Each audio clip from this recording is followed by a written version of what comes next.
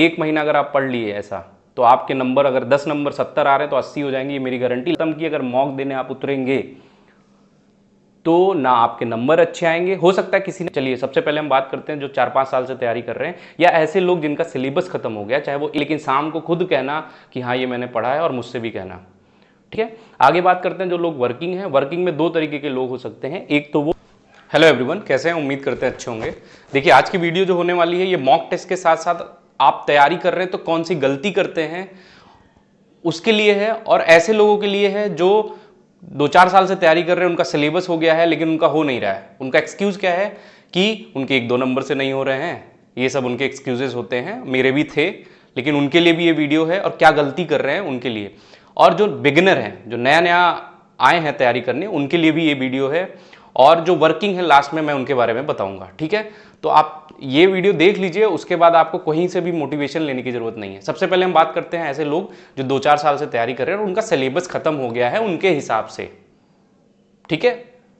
वो, उनको लगता है कि उनका सिलेबस खत्म हो गया और वो एसटी दे रहे हैं, और अब वो क्या डिस्कस कर रहे हैं, भाई कट ऑफ कितनी जाएगी, मेरे इतने नंबर आ रहे हैं, मेरे इतने नंबर आ रहे हैं। तो ये वीडियो उनके लिए है। पहली चीज उनके लिए कि देखिए, अगर आपको ये लगता है कि आपका सिलेबस खत्म हो गया है, तो आपके डेस्क पे जहां पढ़ते हैं वहां सारी चीजों का सिलेबस होना चाहिए। मैथ्स के जो 14-15 टॉपिक हैं उनके सिलेबस, उनका पूरा नोट्स होना चाहिए। रीजनिंग के होने चाहिए, हिस्ट्री, ज्योग्राफी, इकोनॉमिक्स, पॉलिटी, सबके नोट्स होने चाहिए। उसके साथ 20 से 25 टॉपिक जो स्टैटिक जीके के होते हैं उनका होना चाहिए। अगर ऐसा है तो आप ये करिए, नहीं है तो जाके 10 दिन और लीजिए और अपने आप का मूल्यांकन करिए और सारे नोट्स बनाइए, फिर आइए यहाँ पे, ठीक है। अगर आपका सिलेबस खत्म हो गया है तो आप सुनिए मॉक टेस्ट कैसे देना है और कैसे पढ़ाई करनी है। अगर आपका सिलेबस खत्म हो गया है, कहीं वर्किंग नहीं है, ट्यूशन नहीं देते, तो 8 से 10 घंटे पढ़ाई करिए।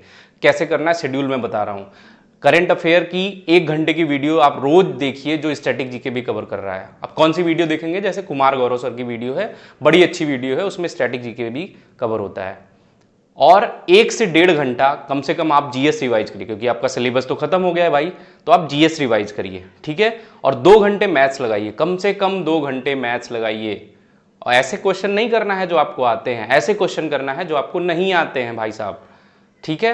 और फिर 1-1.5 घंटा रीजनिंग लगाइए। उसके बाद एक मॉक दीजिए और उसका कम से कम 1.5 से 2 घंटे एनालिसिस करिए। जो सही सवाल हैं, जो गलत हैं, सबके एनालिसिस करिए, ठीक है। उसमें जो टॉपिक फंसे, फिर अगला 1-1.5 घंटा आपका उस पर रिविजन पे जाना चाहिए, ठीक है। तो कुल मिला के 8 से 10 घंटे पढ़ाई करो। अगर नहीं करोगे, अगर ऐसा आप करोगे तो 1 महीने के अंदर आपके अगर 70 नंबर आ रहे हैं तो 80 हो जाएंगे, 60 आ रहे हैं तो 70, 80 आ रहे हैं तो भाई देखो, तुम सिलेक्शन की दौड़ में वैसे भी हो, तुम्हारा तो ऑलरेडी हो जाएगा। अब मॉक में क्या करना है? मॉक में आपको मार्क्स नहीं देखने, मॉक में देखना होता है परसेंटाइल। अगर आपका 95-90 परसेंटाइल से अबव आ रहा है तो आप सिलेक्शन ले लोगे, आज नहीं तो कल सिलेक्शन आपका हो, लेकिन वो लगातार आना चाहिए, और ठीक है। अब हम बात करते हैं बिगिनर्स वालों के लिए, जो नया नया अभी तैयारी शुरू कर रहे हैं। उनको क्या करना है? जो अभी नई नई तैयारी शुरू कर रहे हैं उनके लिए क्या है कि आप 4 महीने का शेड्यूल बनाओ मेरे हिसाब से, ठीक है। 3 महीने, जैसे मान लीजिए 14 चैप्टर आपके मैथ्स में है, तो 14×5 = 70, या 15 मान लो, 15×5 = 75, तो 80 घंटे आप दे दो। अगर हर एक चैप्टर पे 5 दिन दे रहे हो तो 80 दिन में आपका सिलेबस खत्म हो जाएगा। उसी हिसाब से रीजनिंग में 16 चैप्टर है तो 16×5 = 80। जीएस में मान लो 4 इंपॉर्टेंट है, हिस्ट्री, ज्योग्राफी, पॉलिटी, इकोनॉमिक्स, उसके लिए आप 15-15 दिन दे दो, बाकी 20 दिन दे दो स्टैटिक जीके के लिए। ये इनफ नहीं है आपके लिए? क्या 80 दिन इनफ नहीं है? जो 4-4 साल की कोचिंग कर रहे हैं लोग, ऑफलाइन 1-1 साल में सिलेबस खत्म कर रहे हैं, खुद को धोखा दे रहे हैं। मैंने भी बहुत गलतियां करी, इसलिए आपको बता रहा हूं, ठीक है। ये बात आप समझिए। 80 दिन नोट्स जब आपके पास सिलेबस खत्म हो जाए, ठीक है, उसके बाद क्या करिए, आप 40 दिन और दीजिए अपने आप को और उसका रिवाइज करिए, 3 से 4 बार रिवाइज करिए, ठीक है।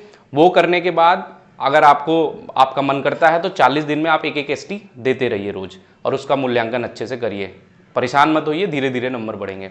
अब अंत में बात करते हैं जो लोग वर्किंग हैं। वर्किंग में 2 तरीके के लोग हो सकते हैं। एक ऐसे लोग जो पहले से तैयारी कर चुके हैं, अब वर्किंग हुए हैं, और जो ऐसे हैं नया नया वर्किंग भी है और तैयारी भी करना है। तो देखो, मैं भी पहले से एसएससी की तैयारी कर चुका था, कई सारे प्री भी दिए थे, मेंस भी दिए थे, बहुत सारे एग्जाम क्वालिफाई हुए थे, लेकिन फाइनल नहीं हो रहा था। लेकिन मैंने 2021 में क्या किया था, स्कूल में फुल टाइम टीचिंग की जॉब शुरू कर दी, ट्यूशन पढ़ाने लगा। उसके साथ मैंने अपनी तैयारी कैसे जारी रखी? मैंने क्या किया, मैं रोज एक सुबह उठता था और एक एसटी दे देता था, और एसटी बहुत जल्दी देने की मैं कोशिश करता था कि 60 मिनट की एसटी है अगर एसएससी की, तो मैं उसको 55 मिनट में खत्म करने की कोशिश करता था। फिर देखता था कि लूफोल होल कहाँ है, कौन से पॉइंट पे गड़बड़ी हो रही है। फिर स्कूल में या जहाँ भी आप वर्क कर रहे हैं वहाँ टाइम मिलता था तो हम उसको देखते थे, बहुत आराम से देखते थे, ठीक है। ये चीज़ हो गई। उसके बाद क्या करना है, आप मॉक देने के बाद करंट अफेयर आप भी रोज पढ़िए 20 से 25 मिनट जरूर, वो आपके रिदम को बना के रखेगा, ठीक है। और प्रीवियस ईयर वगैरह आपने जो भी फॉर्मूले वगैरह लिखे हैं उसको रिवाइज करते रहिए। संडे का टाइम मिले तो उस दिन आप एक सब्जेक्ट पूरा पकड़िए और उसको रिवाइज करके रख दीजिए, ठीक है। तो इससे आपके मार्क्स बढ़ेंगे, ठीक है। और दूसरे लोग ऐसे हैं जो वर्किंग हैं लेकिन वो अभी कभी तैयारी नहीं की है, तो आपको भी वही करना है। सारे रेलवे, एसएससी जो भी तैयारी कर रहे हैं उनका सिलेबस लीजिए और 6 महीने दे दीजिए अपने आप को कि मैं पहले 6 महीने में सिलेबस खत्म करूंगा, फिर मैं एसटी देने उतरूंगा। ऐसा करेंगे तभी आपका कुछ होने वाला है, नहीं तो खुद को धोखा देते रहेंगे। हमने भी 5-6 साल दिया है।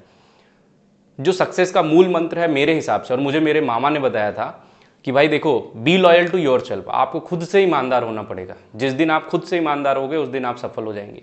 आप शाम को पूछो ना जाके कि भाई मेरे को इतना पढ़ना था, मैंने पढ़ा क्या?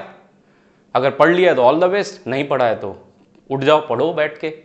तो अभी से खुद से प्रॉमिस करो और मुझसे करो।